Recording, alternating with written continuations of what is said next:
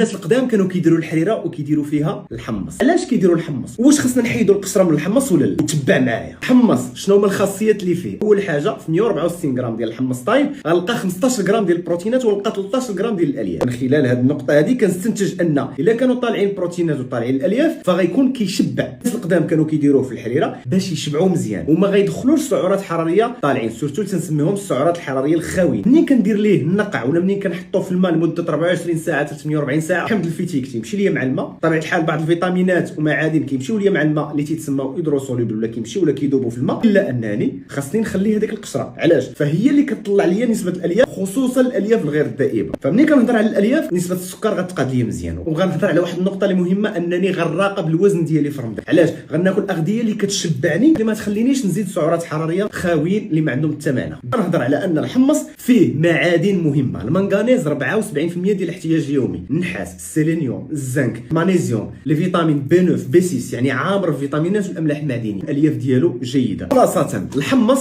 ما خصنيش نحيد منه القشره. بارطاجي لي هذه المعلومه مع اصحابك.